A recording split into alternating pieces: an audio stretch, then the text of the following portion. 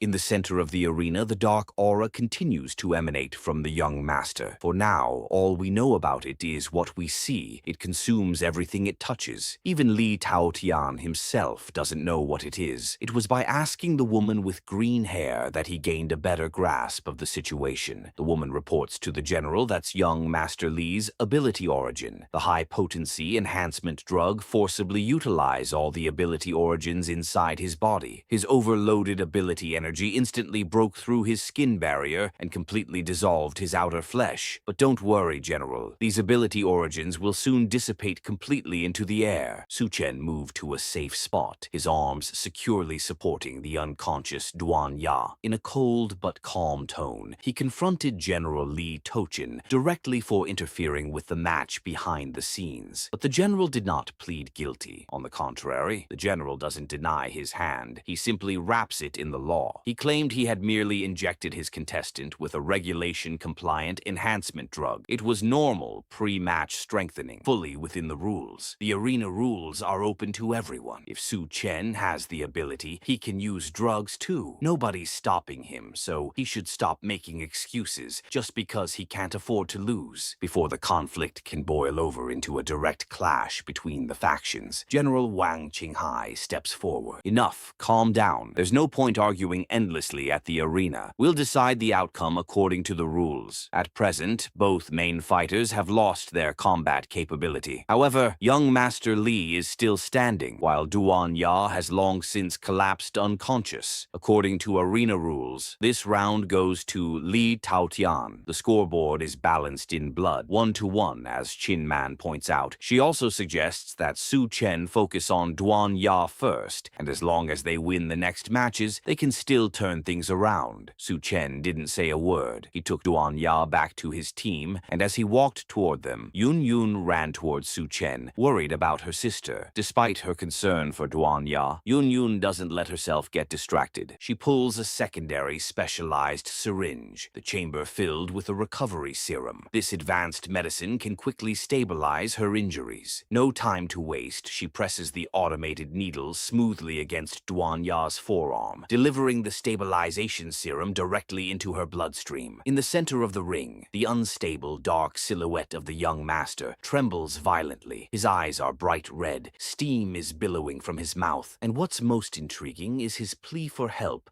and his fear of death. The body, or at least what remains of it, no longer seems to be connected to consciousness. The woman who appeared to be just a servant steps in. She transforms her arm into a blade of flesh and cuts off the young master's head to put an end to his suffering. At least, that's what it looked like. The woman's expression changes completely. She seems to have taken pleasure in cutting off the young master's head, as evidenced by her smile as she wipes the blood from her blade. She announces that the previous match has just ended, and the next match will begin immediately. After the announcement, the cat girl volunteered. As she stepped toward the center of the arena, an abomination, a muddy-looking mass of flesh, appeared before her. The abomination screams for help. As she looks more closely, the cat girl freezes, and she's not the only one. The entire crowd at the arena is in shock. He was wondering what kind of monster is that. Some people found it disgusting. As he looked at the monster in front of him, Su Chen noticed something. Or rather, he noticed some familiar faces. Su Chen didn't expect to see those two still alive. They are the heads of two brothers, Hetu and He Huo. They are the former captains of the law enforcement, glued onto the mass of flesh. Thanks to Liberty City's top-tier genetic modification technology, their strength is now 100 times greater than before. That's what they claim. But what shocks the girl the most is the lower half of the abomination's body. The two beast folks that she was trying to save, engulfed by the abomination, with only their faces visible. Seeing the motionless cat girl, the abomination decides to attack. Can't bear to kill your own kind. Then why not become part of us instead? Said the abomination. Before the abomination has time to get close to the cat girl, she closes the distance with a devastating attack, slicing the abomination in two. Don't worry, I'll personally send you both to the afterlife. The cat girl responds to their provocation, but it's far from over. Even after the abomination abomination has been cut in half, it grows back together as if nothing had happened. But it doesn't really matter to her. If she can't cut them down, then she'll just crush them into meat paste. She uses her ability to trap the abomination inside a cube, then compresses it to destroy it. But something unexpected happens. Something is escaping from the cube. Even after being crushed into pulp, the abomination still won't die. The thing that escaped from the cube takes shape and wraps itself around the cat girl. The abomination's tenacity surprises even the audience. The abomination seems immortal, impossible to kill. The audience is wondering how they're supposed to fight this monster. This is way too creepy. It regenerated even after being split in half. It's basically an unbeatable monster. It's not just the audience that found the abomination's absurd abilities frightening. Chin Man is questioning whether the pharmacy department's genetic modification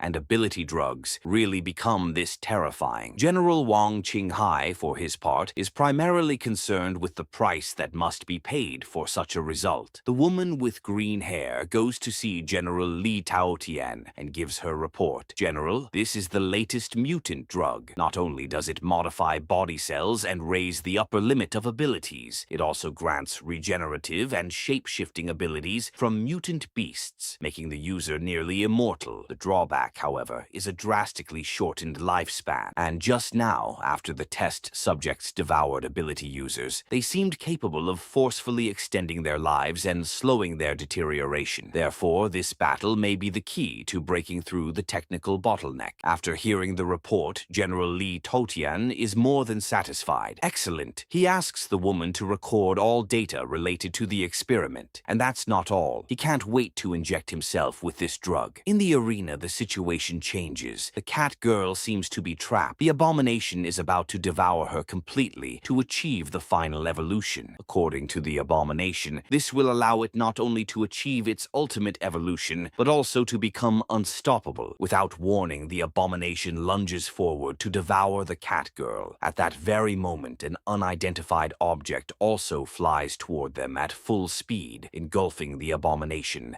and preventing it from reaching its target. The monster had disappeared. Only the flying object was visible. That object was Su Chen's cloak. This represents a major loss for the pharmacy department. The test subject vanished, meaning all their drug improvements and experiments were wasted. General Li Taotian was furious. After so many sacrifices, he could not accept such a loss. Where did you hide the He brothers? Hand them over immediately. General Li Taotian yells at Su Chen. Su Chen calmly replies that that kind of monster obviously belongs in hell. The truth is that Su Chen used the cloak to block everyone's vision and teleported the monster into his dimensional space. Otherwise, the consequences would have been unimaginable. But the general isn't buying it. This time, he's the one shouting that it's cheating. Cut the crap. That's cheating and breaking the rules. As General Li Taotian loses control, Su Chen has had enough of the nonsense and decides to attack the general directly. He provokes him, challenging him to fight him one-on-one. This is the end of this chapter. Thank you for watching. If you liked the video,